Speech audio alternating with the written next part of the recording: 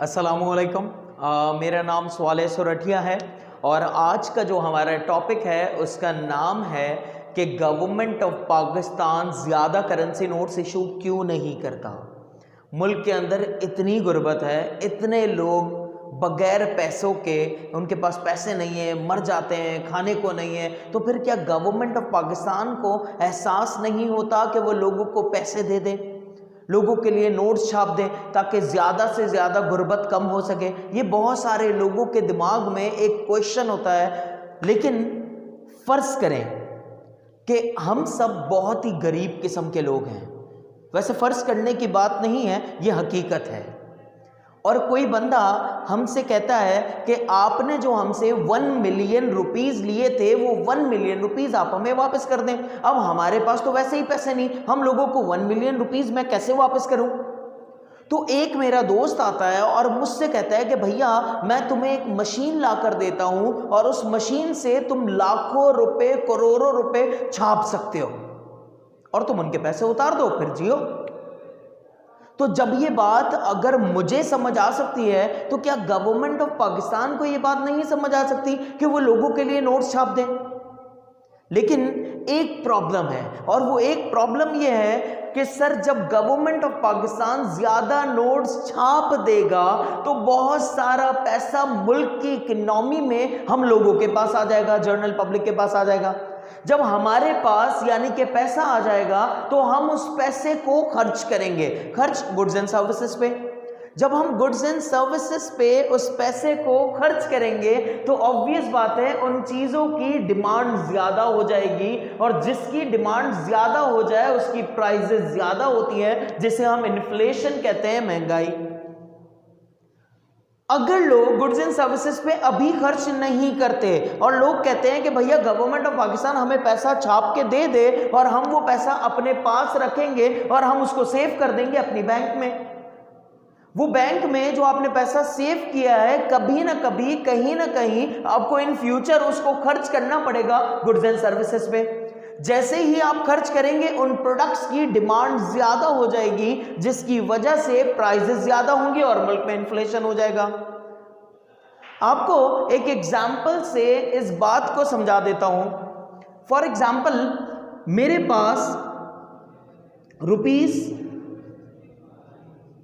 ₹100,000 है, मतलब पूरी इकोनॉमी के अंदर सिर्फ और सिर्फ 1 लाख रुपया है और उस 1 लाख रुपए के अंदर आप ये समझें कि पूरी इकोनॉमी के अंदर जो रिसोर्सेज हैं, यहां पर हमारे पास जो राइस है, राइस जो है यानी कि चावल, सर वो 10,000 केजी है। मतलब पूरी इकोनॉमी में 1 लाख रुपया है और 10,000 केजी चावल है। इसका मतलब ये हुआ कि सर 1 लाख डिवाइडेड बाई 10,000, तो हमें ये पता लग जाएगा कि पर केजी 10 रुपीज का है, 10 रुपीज का पर केजी। अगर गवर्नमेंट ऑफ पाकिस्तान इसी इकोनॉमी के अंदर मजीद 1 लाख रुपया इंडल्ज कर दे, जब गवर्नमेंट ऑफ पाकिस्तान मजीद 1 लाख रुपया इंडल्ज कर देगा तो इसका मतलब ये गवर्नमेंट ऑफ पाकिस्तान ने इंडल्ज किया है। अब इकोनॉमी के अंदर 2 लाख रुपए हो गए, लेकिन रिसोर्सेज हमारे पास अब भी उतने ही हैं, 10,000 केजी चावल। जब हमारे पास 10,000 केजी चावल है लेकिन अब इकोनॉमी के अंदर पैसे हो गए ज्यादा।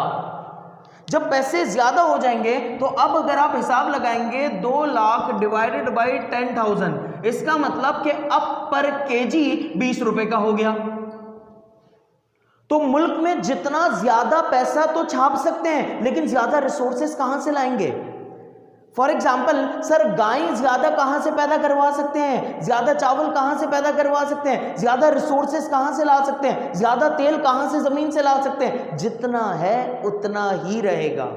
तो रिसोर्सेज आप बहुत ज्यादा पैदा नहीं कर सकते, नोटें तो छाप सकते हैं। इसका मतलब कि सर नोटें ज्यादा हो गई, रिसोर्सेज उतनी ही हैं, तो अब इन रिसोर्सेज को खरीदने के लिए मुझे ज्यादा पैसा देना पड़ेगा, तो ये चीज ऑटोमेटिकली महंगी हो गई। जब ये चीज महंगी हो गई तो मुल्क के अंदर इन्फ्लेशन हो जाएगा।